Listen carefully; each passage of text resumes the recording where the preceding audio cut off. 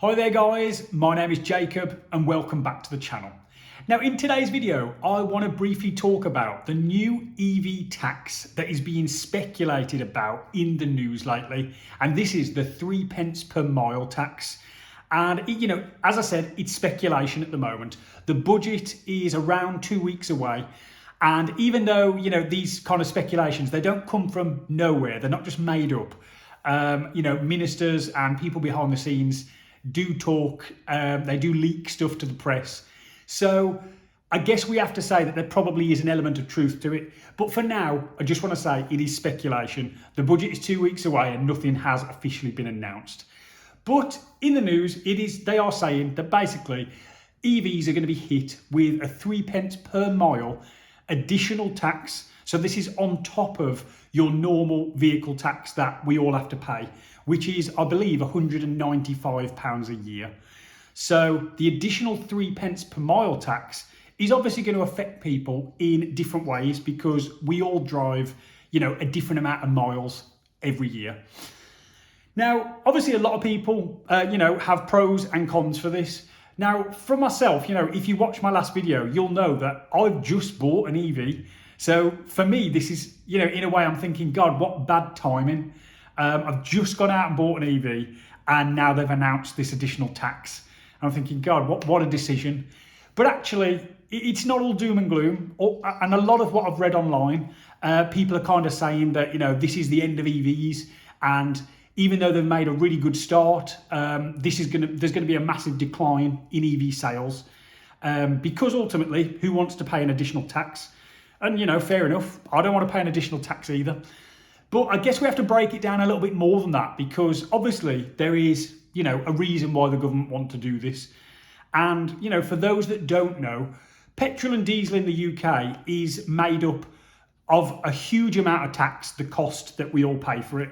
I can't remember the exact figure, but it's somewhere between 50 and 70%, I think, that the overall per litre cost is tax that just goes directly to the government. So, of course, as we all make the transition to electric cars, less petrol and diesel is going to be bought, which means less revenue for the government. And the government being the government, they are not going to let that go unnoticed. They're going to want to claw that back from somewhere else. And I guess that is where this new proposal comes in with 3 pence per mile. Now, at the moment, they're saying that it's only going to hit electric vehicles.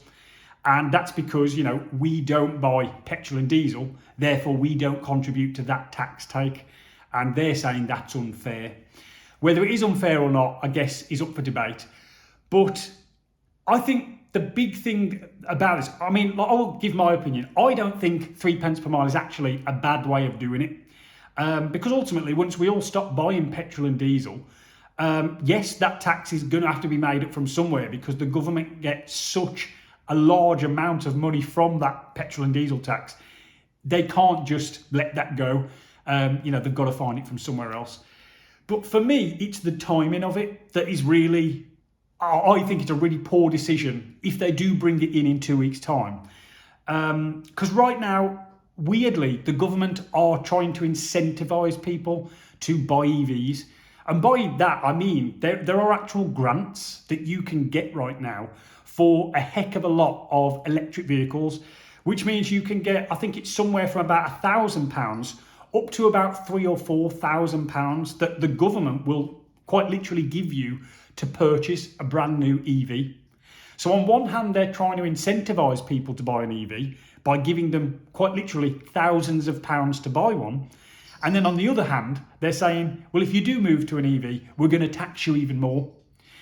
So it's really mixed messaging from the government. And at a time where, people are already quite sceptical. Yes, there's people like myself and many other people who love electric cars and have already made that transition. However, there's a heck of a lot of people in the general population that are already very sceptical about electric vehicles. And that is because a lot of the misinformation that gets reported in the press and, on social media and you name it, fake news and misinformation is just everywhere at the moment. So the government doing this kind of mixed messaging of we want you to buy an EV, but we're going to tax you more if you do, so they're going to penalise you for buying one. It's just the wrong time to do it, if you ask me. That's just my personal opinion. I think it's the wrong time to do it. And yes, it probably is going to hit overall EV sales. Now, whether it should or shouldn't affect the sales, I guess there's more detail behind that. But I was running some numbers earlier, and I guess this is where I think the doom and gloom it isn't as bad as people are saying it is. Now, the reason I say that is because, like I said, I've run some numbers.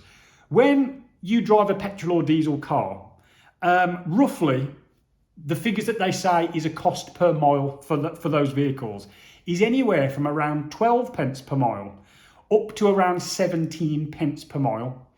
So if you're driving petrol or diesel, that's roughly your cost per mile to drive that car, to put fuel in it and drive it around. Obviously not the purchase price or anything like that, just the cost per mile to drive it. Now, I was looking at, if I charge my electric car from home on a cheap overnight tariff, then roughly it costs me to drive my electric car between 2 and 3 pence per mile. So that is on a home charger on an overnight cheap tariff, 2 or 3 pence per mile. So massively cheaper than my old diesel car that I had before, or the other petrol car that we currently have. Massively cheaper to drive the electric car. Now, if you factor in the additional 3 pence per mile that Rachel Reeves is potentially going to bring in, then that would take my overall cost per mile up to approximately 6 pence per mile. So even at the very cheapest that you can run a petrol or diesel car at 12 pence per mile, my 6 pence per mile is roughly half that cost. So yes, the costs are going to go up by, as I said, 3 pence per mile, and that affects people in different ways. Of course, if you do very low mileage, it's not going to affect you all that much. If you're somebody who does 10,000, 20,000 or more miles per year, then that's going to obviously hit you much more. But that's how I want to bring it in. But as I said, with this new tax, overall, my cost per mile is roughly going to be about 6 pence per mile. That's with the additional tax. So really, yes, it's a shame that they want to bring this in, and I do think it's incredibly poor timing. And if it was up to me, it wouldn't be brought in for a number of years because I think it's far too soon. But even if they do bring it in, it isn't the end of the world, because as I said, the running costs of an EV are going to be, at worst, half the cost of a petrol or diesel car. If you're currently running a petrol diesel car that's, 15 or 17 pence per mile, then the savings are going to be even better. But as I said, the cheapest figure that I can find online is 12 pence per mile for a petrol or diesel car. So, as I said, if you're running a petrol car at that cheap cost, then an EV is still going to be substantially cheaper to run. And I think that is kind of what needs to be put out there a little bit more in the press, rather than the doom and gloom and, EVs are over because of this tax. And I've seen it a lot online on social media specifically. But, we need to put out more positive messaging that, yes, tax may go up and yes, you might have to pay a little more.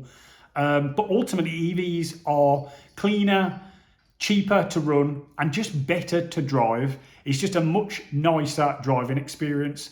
And once you get in an EV and actually go and test drive one, you'll see that for yourself. And I'm sure there's many people watching this video who already have an EV, and you can attest to that driving an EV, once you drive one, you just don't want to drive a petrol or diesel car again.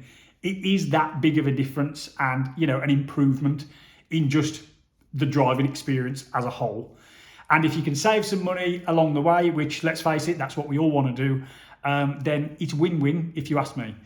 But let me know down in the comments what you think. I just wanted to put my opinion out there because, as I said, I've just bought an EV. So this new policy, if it is to be brought in, is going to affect me directly.